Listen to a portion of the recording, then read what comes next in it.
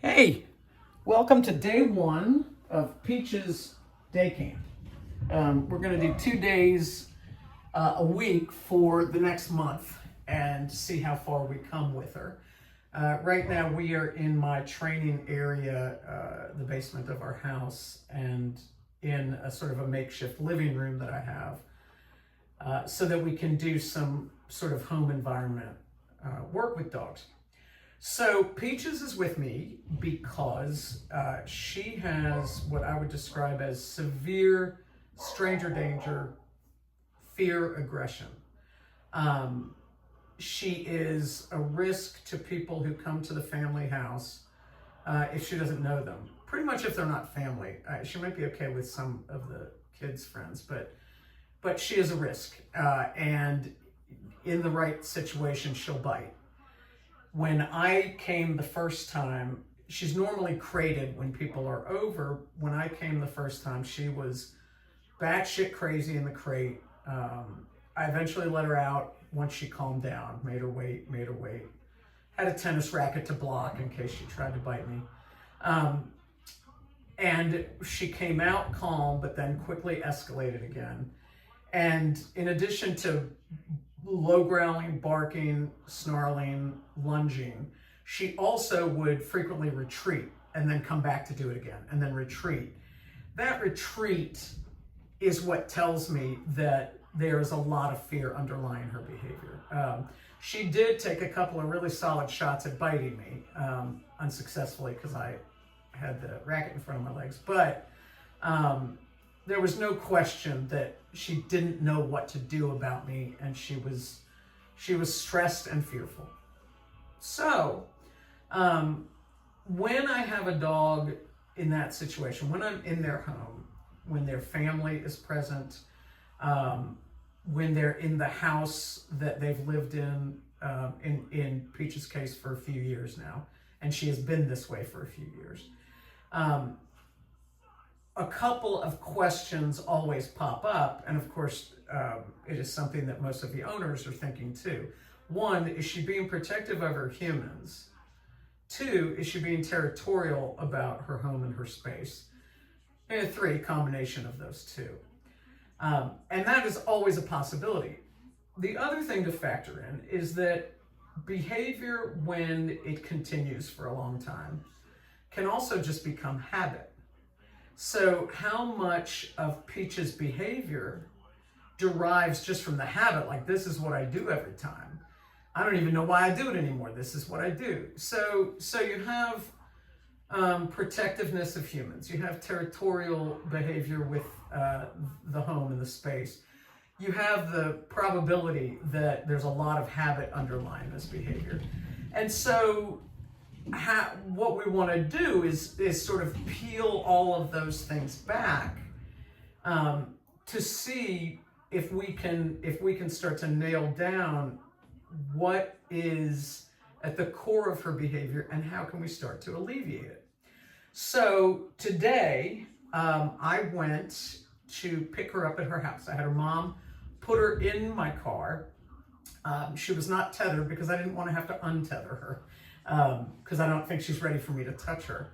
But I had her mom put a long line, which is still on, this is 2.5 hours ago, 15-foot long line. I had her mom slip it on her and then just toss it to me so that I could get her out of my car without having to get really close to her.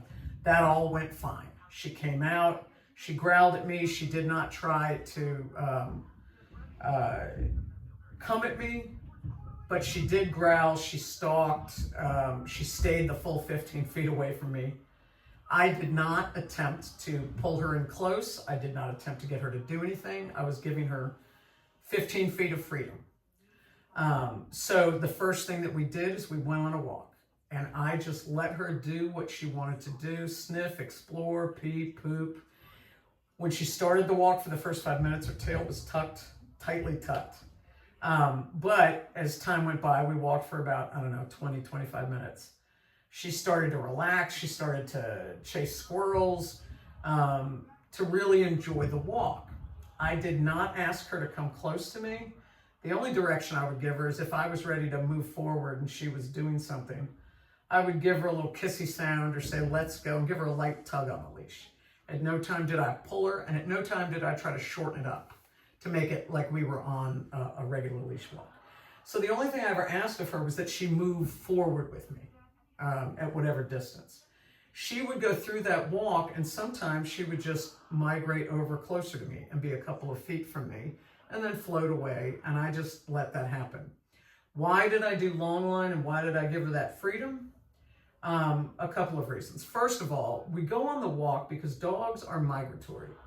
Dogs are more likely to start to relax and build a comfort level with a human or another dog if they are on a walk, rather than at a standstill or shut in the house or whatever the case may be.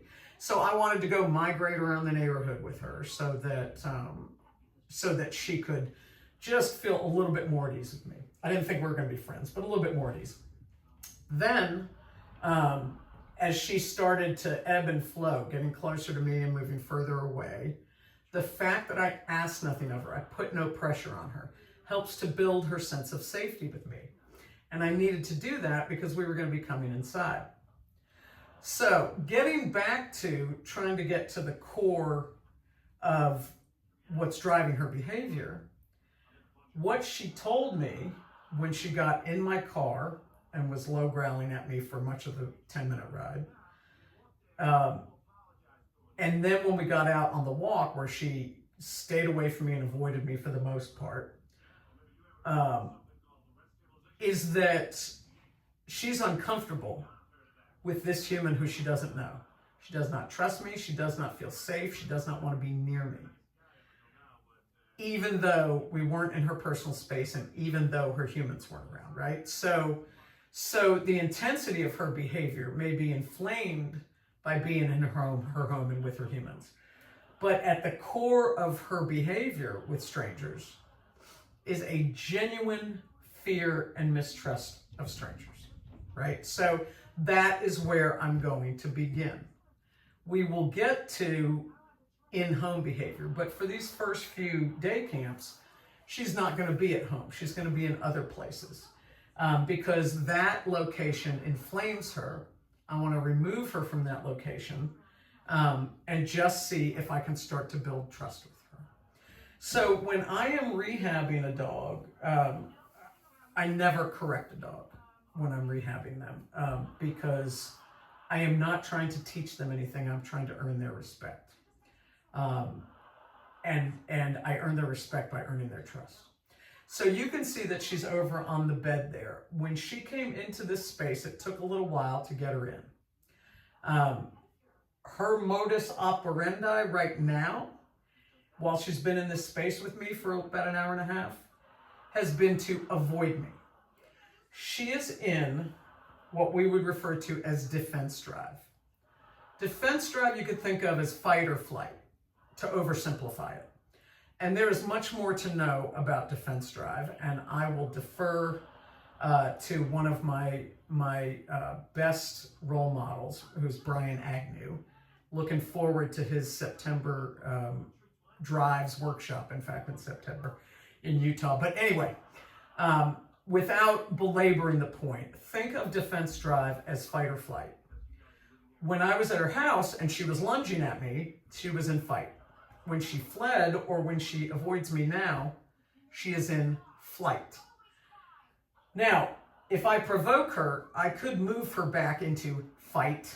I don't have any intention of doing that. But what I do want to do, while she's in flight, while she's trying to avoid and get away from me, I want to block her from leaving. I'm not dragging her toward me, but I want to block her flight.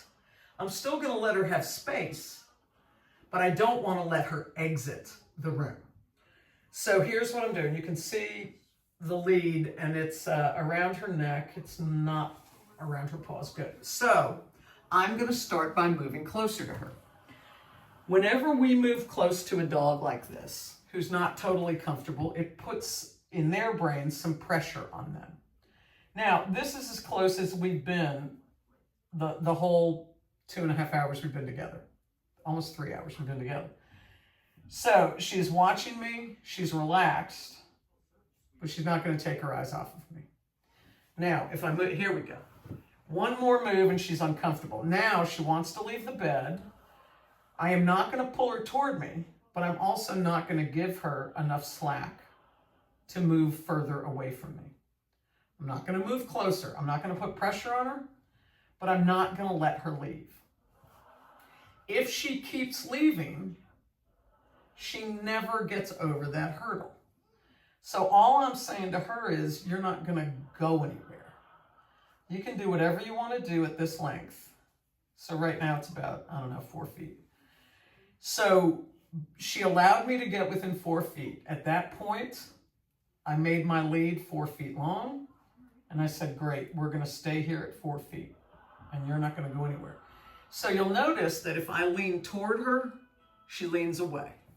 The slightest movement in her direction makes her feel pressure and she wants to avoid it. So what you see is, while I give her a little pressure to see how she feels, I release that pressure. I'm not going to keep her in a state of discomfort. So now her tail, you probably can't see it on the video, but her tail, there we go. Okay. So I don't know if you can tell, but she is sitting not only as far away as she can, but the leash is quite taut. So she's on the outer limits of our 4 feet. Now she's going to move closer. She's realizing that if she moves a little closer, the pressure comes off the leash. Pressure she created. So she created the pressure and then she relieved the pressure by coming closer to me. So now she's about 3 feet. You can see how loose the line is. And that becomes its own conversation. When you move far away from me, it gets a little uncomfortable. When you come closer, it gets more comfortable. So that starts creating an association in her brain. Now we're going to stretch and we're going to lay down. Good. So you can't really see her, but so she's just relaxing. So we're going to sit here for a little while and just relax. And then after a little while, I will move toward her again. And you see how she is not moving. Now she's a little more comfortable. Now that I'm leaning in. When I leaned in a couple minutes ago, she moved away. But now she's relaxing. And that is because I'm letting her get as close as she's comfortable. Right? I'm not forcing her to do anything. So this concept of blocking flight takes a long... Now she's scooting closer to me. Wish I could move this table. But now she's 1.5 feet from me. Now she's rethinking it. So I'm letting the lead do the work. Move far away from me, you make it tense. Move closer to me, you make it loose and comfortable. But no serious pressure. She's feeling really good. That energy feels really good, really relaxed. So I have told many people, many clients in other situations, when you have a dog who's trying to avoid something, block flight. This is what blocking flight looks like. Not dragging a dog in, not making her do anything at all. Just giving her a limit to how far away she can go. So there we go. Release leash. Her eyes are softer, her ears are more curious. So I'm going to guess that if we do this a few times, I'll be able to start handing her treats, maybe even scratch her chin. We'll see. Yeah, that's nice. So that's it for this first time. We're going to do various versions of this. And then, so my movement just made her uncomfortable. So she's good. She's not too tight, but she's comfy on the bed. Good. So there we go. And my moving, that's really good. Really happy with that. All right, over and out.